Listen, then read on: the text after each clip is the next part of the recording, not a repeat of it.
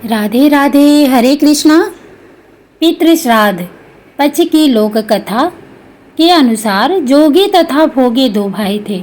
दोनों अलग अलग रहते थे। जोगे धनी था और भोगे निर्धन। दोनों में परस्पर बड़ा प्रेम था। जोगी की पत्नी को धन का अभिमान था, किंतु भोगे की पत्नी बड़ी सरल हृदय थी।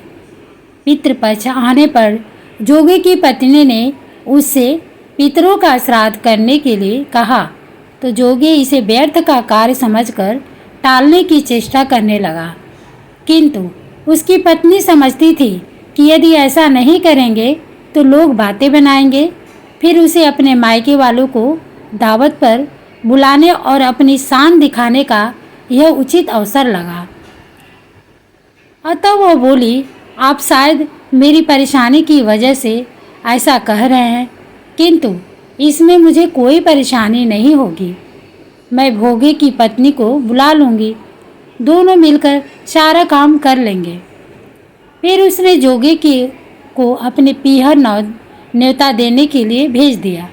दूसरे दिन उसके बुलाने पर भोगे की पत्नी सुबह सवेरे आकर काम में जुट गई। उसने रसोई तैयार की, अनेक पकवान बनाए, फिर सभी काम निपटाकर अपने घर आ गई। आखिर उसे भी तो पितरों का श्राद्ध तर्पण करना था। इस अवसर पर न जोगे की पत्नी ने उसे रोका न वह रुकी। शीघ्र ही दोपहर हो गई। पितर भूमि पर उतरे। जोगे भोगे की पितर पहले जोगे के यहाँ गए तो क्या देखते हैं कि उसके ससुराल वाले वहाँ भोजन पर जुटे हुए हैं। निराश होकर वे भोगे के यहाँ गए। वहाँ क्या था, मात्र पितरों के नाम पर अगियारी दे दी गई थी। पितरों ने उसकी राख चाटी और भूखे ही नदी के तट पर जा पहुँचे। थोड़ी देर में सारे पितर इकट्ठे हो गए और अपने अपने यहाँ के श्राद्धों की बड़ाई करने लगे। जोगे भोगे की पितरों ने भी अपनी आप बीती सुनाई। फिर वे सोचने लगे, अगर भोगे समर्थ होता तो शायद उन्हें भूखा न रहना पड़ता, मगर भोगे के घर में तो 2 जून की रोटी भी खाने को नहीं थी। यही सब सोचकर उन्हें भोगे पर दया आ गई।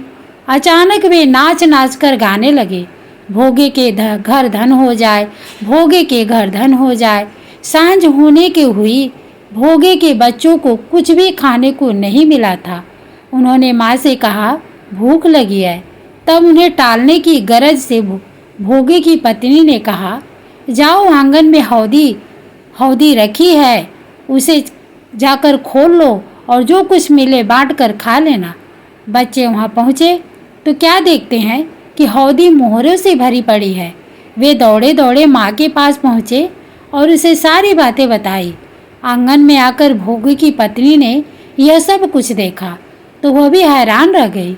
इस प्रकार भोगे भी धनी हो गया, मगर धन पाकर वह घमंडी नहीं हुआ। दूसरे साल का पितृपक्ष आया। श्राद्ध के दिन भोगे की स्त्री ने 56 प्रकार के व्यंजन बनाए। ब्राह्मणों को बुलाकर श्राद्ध किया, भोजन कराया, दक्षिणा दी। जेठ जेठानी को सोने चांदी की बर्तनों में भोजन कराया। इससे पितर बड़े प्रसन्न तथा तृप्त हुए। राधे राधे। धन्यवाद।